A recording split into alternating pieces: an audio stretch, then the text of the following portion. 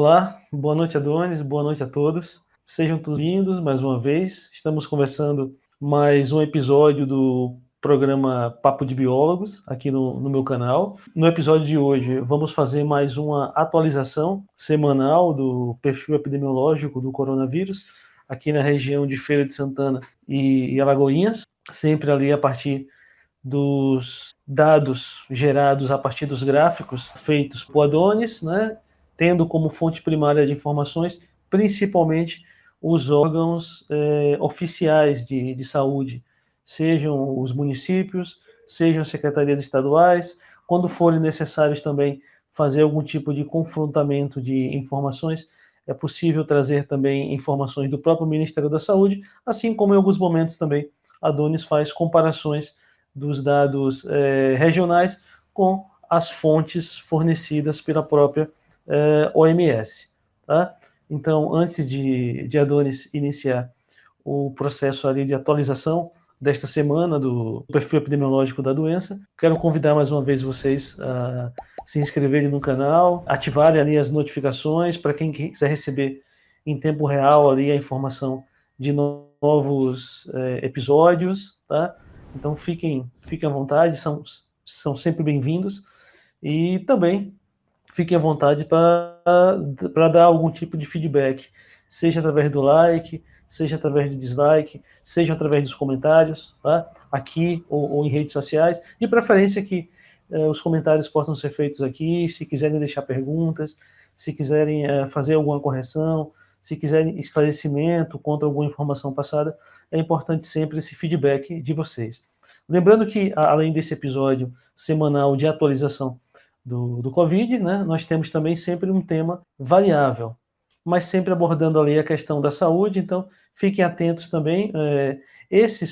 As atualizações, por serem algo mais dinâmico, é sempre relacionado a uma semana, uma data específica, enquanto os outros temas são mais atemporais, então vocês podem visitar a playlist no canal, ter acesso também a outras discussões, a outras temáticas, tá? Então, vamos ao que interessa nesse episódio específico, né? Hoje, a primeira semana de novembro, é o dia 6 de novembro de 2020, então vamos ver aí o que é que os dados de Adonis, né, trazem aí, principalmente na comparação dos últimos 14 dias. Então, Adonis, fique à vontade, tá? Para iniciar aí as suas avaliações e atualizações quanto ao coronavírus, tá? Agora é com você. Fica à vontade. Então, gente, boa noite. Como o Janderson falou, é sempre importante que vocês deem um feedback, né? Deixem algum comentário, o que achou do vídeo, sugiram novos temas. Então, agora, passando para a minha parte, eu vou falar aqui dos dados epidemiológicos do coronavírus nas cidades de Alagoinhas e Feira de Santana. Então, gente, começando agora, a atualização dos dados da Covid-19, Feira de Santana e Alagoinhas. Bom, essas informações já são bem conhecidas por quem acompanha os jornais, por quem acompanha aqueles gráficos da média móvel, de novos casos e novos óbitos que passam nos jornais. Então, quem ainda não sabe essas informações, pode dar dando um pause aqui no momento do vídeo e ler aqui o slide que está de bem fácil entendimento. Então, vamos partir logo para os gráficos. Então, agora começando por novos casos e média móvel do coronavírus em Feira de Santana. Bom, aqui em Feira de Santana nós tivemos um quadro de aumento, porque comparando o resultado da média móvel de hoje com 14 dias atrás, constatamos que houve um aumento de 17,4% nesse valor da média móvel. Como esse aumento foi superior a 15%, então o quadro é considerado de aumento. Com relação aos novos óbitos em média móvel em Feira de Santana, nós tivemos uma diminuição. Comparando o resultado da média móvel de hoje, com 14 dias atrás, 23 de outubro, nós tivemos uma redução de 16,9%. Como essa redução foi superior a 15%, é considerado um quadro de queda. Casos ativos em Feira de Santana, nós tivemos uma redução de 6,9%. Mais uma vez aqui lembrando que quando eu trato de dados absolutos, nesse caso aqui eu não estou tratando da média, então eu não enquadro naquelas categorias de estabilidade, queda ou aumento. Então, casos ativos, tivemos uma queda de 6,9%. Com relação aos pacientes internados, nós tivemos uma redução de 14,7% quando a gente compara a quantidade de pacientes que estão internados hoje com a quantidade de pacientes que estavam internados 14 dias atrás. Casos novos em média móvel do Covid-19 em Alagoinhas. Em Alagoinhas, houve uma queda de 44,8% quando a gente compara o resultado de hoje, 6 de outubro, com o resultado de 14 dias atrás, 23 de outubro. Novos óbitos em média móvel, coronavírus em Alagoinhas. Com relação aos novos óbitos, tivemos uma mudança, que estávamos aqui há 14 dias atrás com a média móvel de 0 óbitos e subimos agora para uma média móvel de 0,85 óbitos. Quando a gente compara um aumento percentual de um número 0 subindo para qualquer outro número, não conseguimos atribuir quantos por cento aumentou, justamente porque aquele número inicial era 0. Então, por conta dessa particularidade, eu não coloquei aqui quanto foi que aumentou de porcentagem, mas a gente sabe que saiu de um número 0, 14 dias atrás, para um número de 0,85 na média móvel. Agora, com relação a casos ativos em Alagoinhas, nós tivemos uma redução de 49%. Pacientes internados em Alagoinhas, houve um aumento de 50%.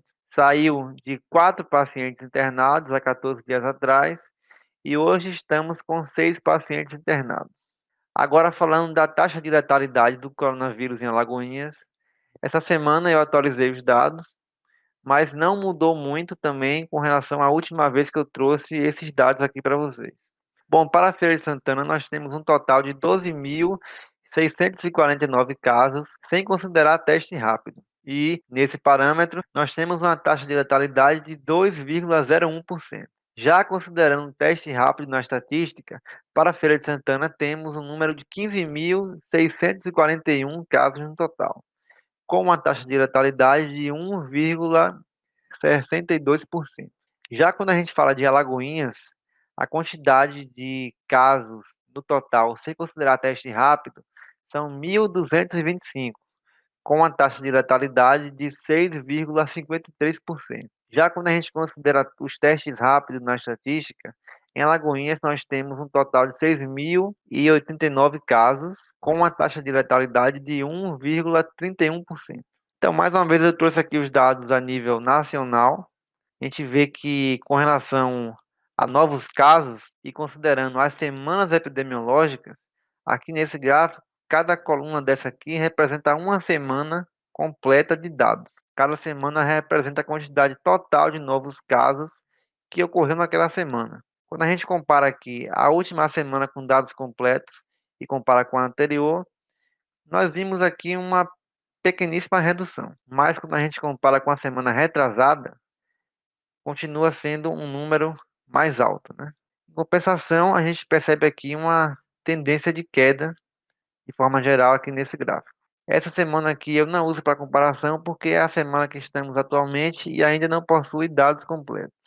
Com relação ao número de mortes a nível nacional, nós continuamos aqui a tendência de queda, né? Mais uma vez, a última semana com dados completos possuiu um número menor de óbitos quando comparado com a semana anterior. Então, aqui também é uma boa notícia, né? Que esses óbitos aqui estão nessa tendência de queda já durante várias semanas.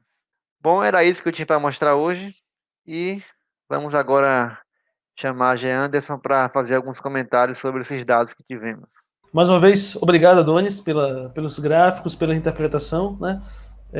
Algumas poucas coisas, né? Variaram, talvez ali a questão de dessa vez termos um aumento significativo no aumento ali de casos em feira, significativo não naquela expressão de que um aumento muito grande, mas no sentido de ter ultrapassado ali os 15% de variação, o que considera, então, uma fuga da estabilidade, né? Então, mas em relação aos óbitos, continua, né? Tanto Feira quanto Alagoinhas, compatível ali com a média nacional no sentido de queda, o que é bom. O que pode acontecer, né? Em algumas regiões do Brasil, aí aqui não falando em segunda onda, e muito menos comparando lá com a Europa ou outros países outras regiões temperadas, né? Como a nossa porção norte aqui da América, mas no sentido de pode acontecer em algumas cidades ali um aumento acima desses 15% quando comparado nos últimos dias, e ao mesmo tempo e continuar tendo uma queda no número de óbitos, né? Aí pensando de maneira mais técnica, pode estar relacionado a alguns fatores, como por exemplo, embora a pandemia em si continue sendo algo novo, mas é diferente quando já temos, né, 6, 7, 8 meses a nível de informação, quando comparado no seu início ali, aqui nas Américas, né, ali para março e abril. Com o passar do tempo, alguns protocolos vão sendo aperfeiçoados, né, passa-se a conhecer melhores métodos de tratamento, mesmo que sejam paliativas ou não, mas considerando ali a ciência, né, alguns meses de informação a mais fazem grande diferença. Então, às vezes, você pode ter um aumento ali no número de casos, mas as técnicas que já se tem de tratamento, a troca de informação, né, entre a OMS e as autoridades nacionais de saúde, regionais, a própria equipe de saúde também, né? Qualquer informação a mais pode ser útil no sentido de estar, a partir de tratamentos mais específicos, reduzindo essa mortalidade. Outro fator também é que, de repente, esse pequeno aumento que aconteceu pode estar ocorrendo ali em faixas da população que não correspondem muito ao grupo de risco, né? O que também ali ajudaria para que um aumento no número de casos novos não se refletisse em um aumento na mortalidade, né? E sim a mortalidade continuar caindo, né? Então, do ponto de vista da mortalidade, acho que os números tendem, né, da letalidade e mortalidade tendem a aproximar daquela referência que você já vem já há uns 2, 3 meses citando a partir das referências oficiais da OMS, né, onde Feira e Alagoinhas estava acima, né, dessa letalidade de referência referenciada pela OMS, mas com o passar do tempo tendem a se confirmar e se aproximar dela. Tá? Não vamos discutir aqui hoje a questão da segunda onda na Europa, nem comparar aqui alguns fatores que podem estar influenciando, principalmente a questão do clima, né? Já que lá eles saíram do verão, estão no outono, e aqui nós estamos fazendo, do ponto de vista climático, algo mais inverso. Né? Eu falo algo mais inverso porque a gente sabe que aqui na região mais tropical, né, nós não temos aquelas 4 estações bem definidas, mas do ponto de vista de estações de chuva e calor, nesse momento nós estamos indo para uma época do ano muito mais quente, né, do que éramos no semestre anterior. Tá? Enquanto na Europa, né, nas regiões temperadas, temos bem essa divisão de 4 estações, nas quais eles entram agora para a segunda estação de temperaturas mais baixas. Algumas informações importantes sempre se tem, assim, semana passada a Doni trouxe informação importante, satisfatória, sobre, em uma dos institutos que estão gerando a vacina, foi constatado, né, lá no ensaio clínico, que houve geração de resposta imunológica também em grupos de faixa etária mais avançada. Isso é bom, né, porque significa que o organismo, o sistema imune, reconhece as partículas virais que estão ali na vacina como partículas, substâncias invasoras, e a partir dali gera a resposta imunológica específica. A próxima etapa agora é descobrir se há uma manutenção por longos períodos dessa resposta imune, né? O que seria bom, né? Porque representaria, primeiro, uma geração de uma resposta imune, uma possível imunidade e a manutenção dessa imunidade por longos períodos e para o resto da vida. Aí seria o caso de você precisar de apenas uma única dose das vacinas. Mas aí tem que seguir as etapas, né?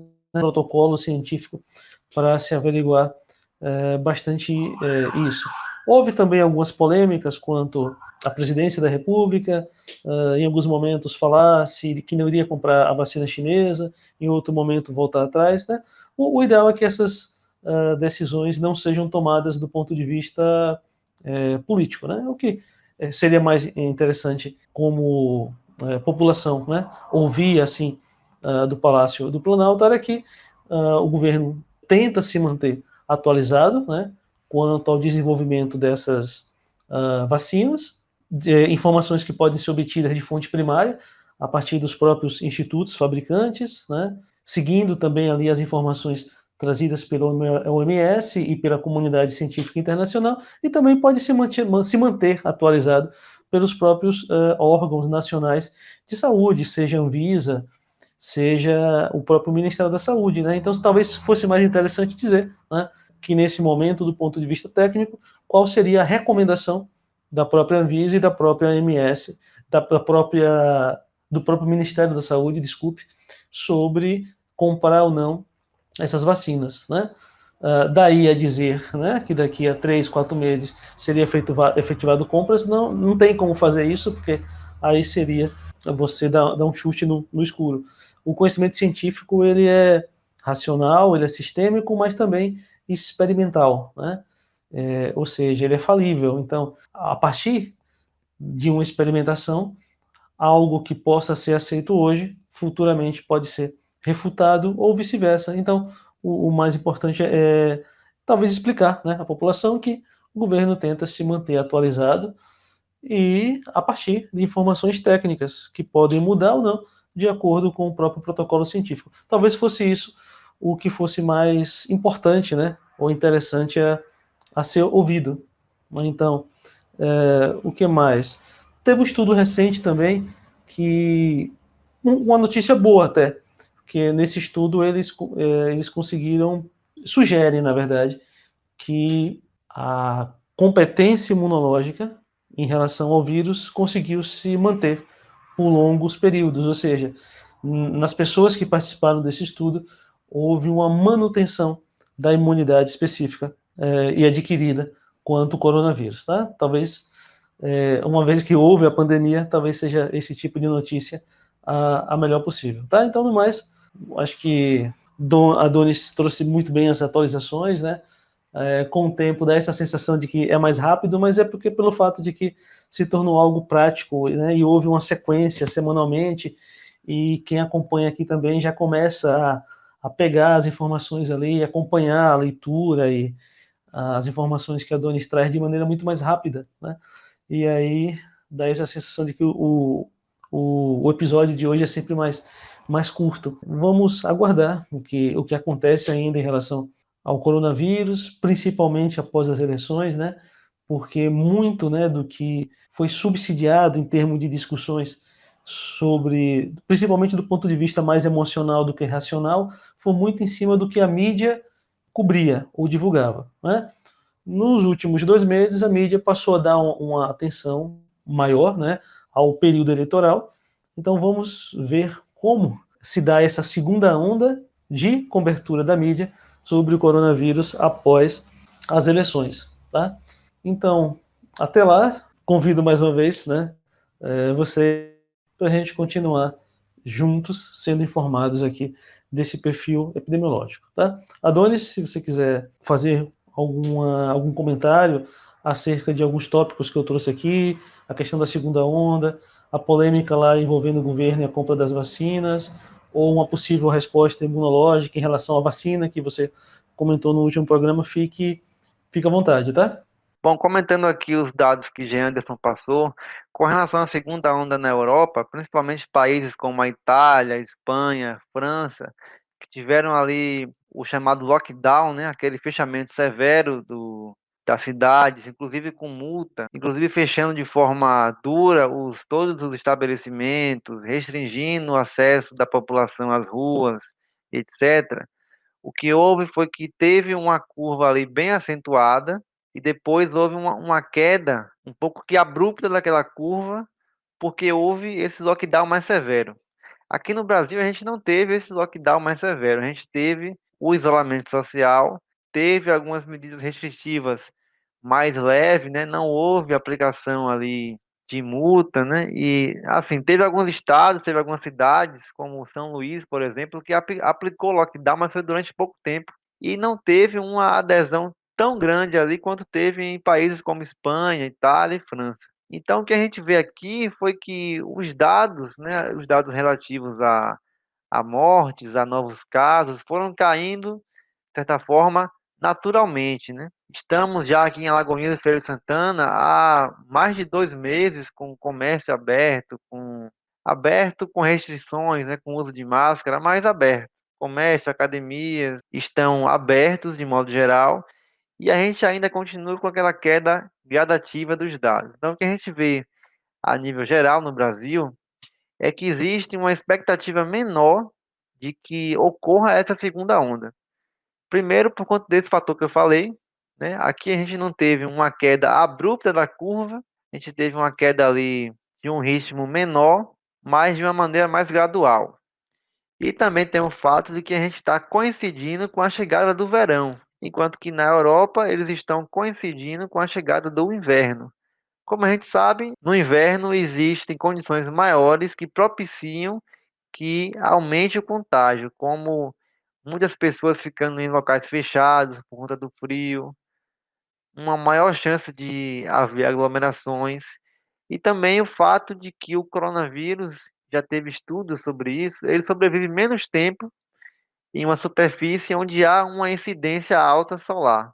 Então tem também esses fatores. Então, o que a gente espera é que realmente não haja essa segunda onda, como está tendo na Europa. Mas o que a gente tem que fazer, né, é manter as medidas de uso de máscara, né, de distanciamento social, manter essas medidas importantes até que a gente tenha uma vacina. E aí, comentando na fala de Anderson anterior, é importante que a gente tenha acesso a uma quantidade grande de vacinas e vacinas que sejam confiáveis. Essa vacina, a Coronavac, ela é fruto de uma parceria, né, lá do laboratório chinês com o Instituto Butantan.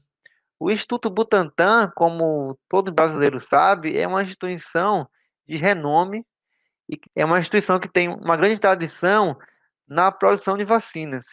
Então, o que a gente tem que fazer é confiar nessa instituição, cobrar que sejam seguidos os protocolos científicos e, caso a vacina se demonstre realmente segura e eficaz, a ação razoável a se fazer do governo federal é fornecer o acesso a essa vacina aos brasileiros. Sempre se pautando na ciência e sempre se pautando naquilo que a gente espera que uma instituição científica faça, né? Que é manter aquele padrão científico rigoroso para garantir que esse insumo seja confiável para quem vai usar. Então é isso que eu tinha para falar sobre o assunto. Então, gente, mais uma vez aqui eu agradeço a audiência de vocês. Eu peço que vocês aqui deixem um like aqui no vídeo, compartilhem o vídeo para mais pessoas que tenham interesse nessas informações e espero vocês no próximo vídeo, no seja o Papo de Biólogos no Boletim Epidemiológico ou Papo de Biólogos com tema variável. Então é isso, vejo vocês na próxima. Tchau e toca a vinheta.